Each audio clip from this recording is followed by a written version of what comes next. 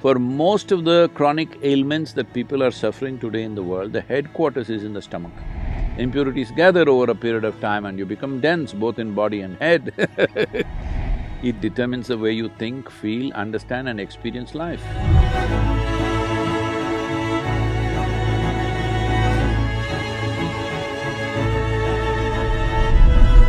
I'm curious actually, your perception on water fasting or fasting and taking prolonged periods of time. She went to food directly. Okay, fasting, not food, good.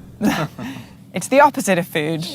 It's time away from food and the benefits, if you believe there are any benefits from allowing ourselves to take a reset and to renegotiate our relationship with food. See, this happened in Los Angeles.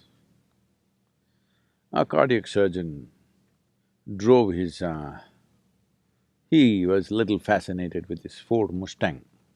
That was his car and he was little excited about it and one day it started coughing a little bit. So he took it to the local mechanic and said, some problem, please fix it. He said, yeah, doc, come tomorrow morning, it'll be ready.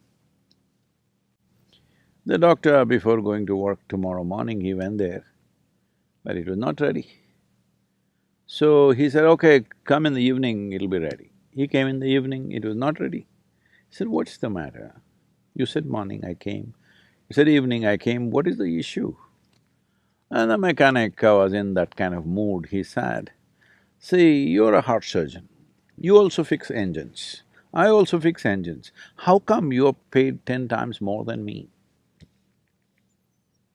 So the doctor looked at him and said, try to fix the engine when it's running, let me see.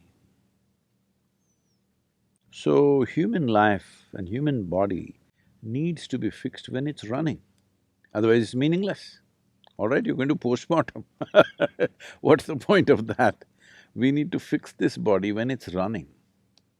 If you want to fix this body when it's running, you must understand, because we're talking about something related to digestive process, these are the stages of this: ingestion, putting something inside; digestion, assimilation, excretion. These are four dimensions of food and the whole process. Ingestion, digestion, assimilation, excretion. Ingestion is happening in today's world just about any time, wherever they are, sitting, standing, any time of the day or night, people just eat because there's so much food. It was not like this ever in the history of humanity. But unfortunately, fortunately there is a lot of food, unfortunately people don't know when to eat, when not to eat. As there are cycles in time, see, we know time only by cycles. If the planet spins one like this, one spin, we say it's a day. Otherwise you wouldn't know. If the moon goes around, we say 1 month. If we go around the sun, then we say 1 year. So our idea of time is essentially cycles. Our birth and death is also a question of cycles. Only because our mothers' bodies were in sync with the cycles of the moon, we are even born, otherwise we wouldn't be born. So our whole physical existence is cyclical. The entire spiritual process, we could go into that if you wish, essentially is significant because it's not cyclical. Because cyclical means you're going in circles. If I say you're going in circles, what does it imply? You're in a loop. You're not getting anywhere. Yeah. Usually if I leave you in desert where here there are some mountains, if there are no features, it's just sand, then people end up going in circles. That means you're not getting anywhere, that means you're lost. So the moment you are completely identified with your body and your psychological structure, you will start going in cycles. So in India, in the yogic culture, it's very, very clear, this is called as samsara, that means cyclical life. So cyclical life, as good a merry-go-round it may be, if you arrange it well, it's a good merry-go-round, but you're not getting anywhere. Children can enjoy a merry-go-round. If all the adults are sitting in the merry-go-round and going round and round thinking they're traveling, oh, very tragic, isn't it? So that's what happens. So the body is a cycle. These cycles are very connected with the planetary cycles, with the moon cycle, with the sun cycle, everything. Lunar cycle, solar cycles and the earth cycles are very important for the body. If one has the necessary awareness, they could observe on which day your body doesn't need food. Every other creature knows this. Unfortunately, human beings have forgotten because their thought process or their silly mind has superimposed every other sense they have in their system. If you observe your system, you will see on a particular day, you don't feel like eating. That day you should not eat. But no, you're at your friend's house, there is a party, you stuff yourself, even if your body says no, you stuff yourself. You see all the animals, even if you have a dog at home, on a certain day he refuses to eat, both dogs and cats. Have you noticed this?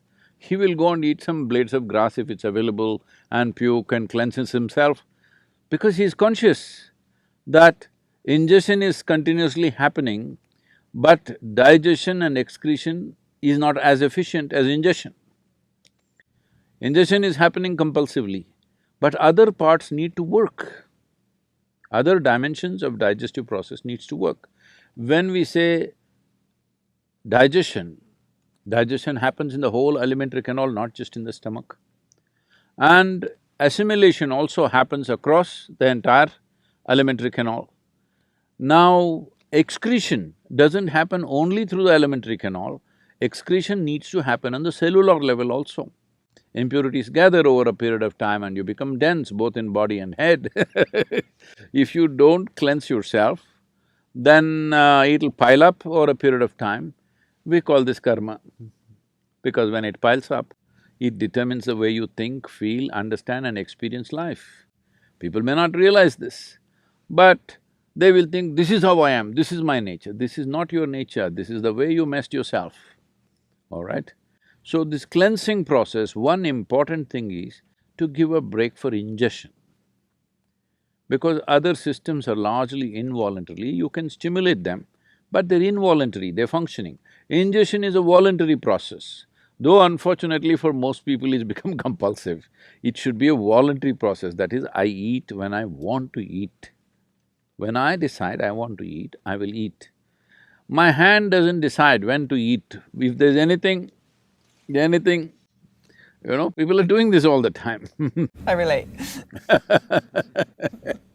I think if we leave a bunch of good chocolates around you, your hand will eat, not you. So ingestion should be a conscious process. To bring this consciousness, there are many methods. One is fasting. Simply denying yourself food and water could cause damage to the system. You must support it with the necessary practices. If you have the necessary practices, the need for food will come down. See, our energies are not coming only from the food that we eat. The sunlight, the air, the water, actually, if you… in the yogic sciences, we say, if you really keep your system well, 60 to 70% of your energy should come from these three factors: sunlight, air, water. Another 40% should come from the food that you eat. So naturally, amount of volume of food that you eat will compress. I must tell you about myself. When I was young, I'm a big eater. I never became big because my activity was immense. But today what I eat is actually 1/10 or less than 1/10 of what I used to eat at that time. From the age of 19 till now, I'm still the same weight. What I was at 19. Only thing is, at that time, all the weight was on my shoulders. Now, because of this gravity continuously working on me, kind of pulled it down a little bit. But I kept myself up. So fasting as a process must be done with necessary understanding.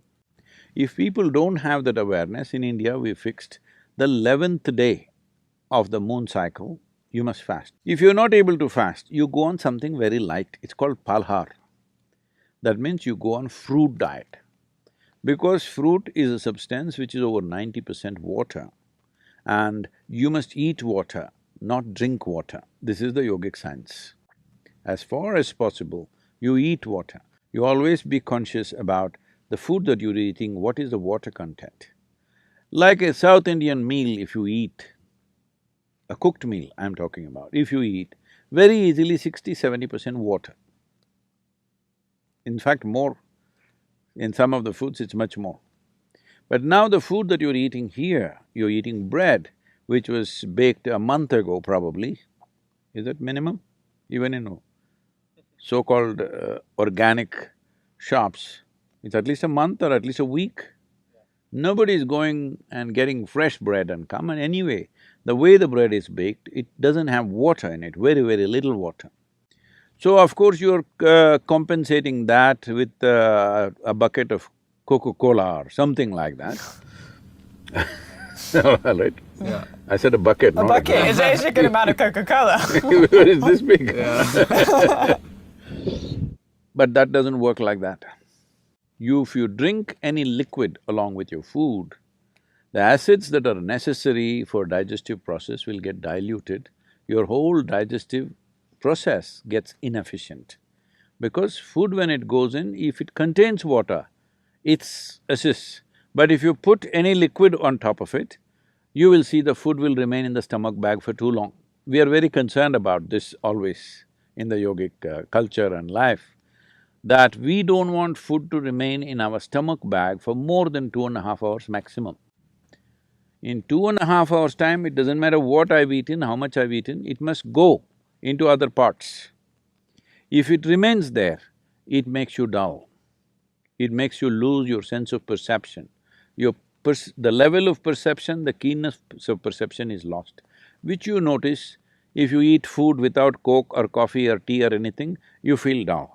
It kind of pulls you down. Whole lot of people have developed a culture around it, after lunch they have to sleep.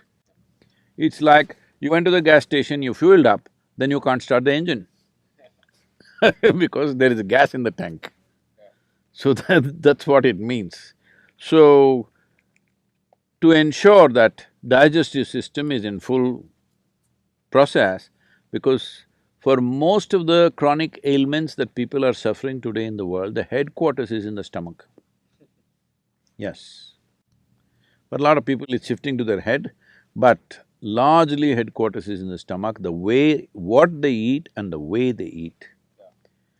So in this way they eat, one simple thing to bring discipline is, maybe 1 or 2 days in a month, you go on much lighter foods which are very simple and easy on the body. If you can just thrive on water or just a little bit of lemon and water or lightly honey-laced water, it will help, but if it's not possible for you, maybe a fruit or something, which is very light on the system. The idea is to give digestive process and assimilation process a break so that rest of the body begins to excrete on the cellular level, it must throw out all the impurities.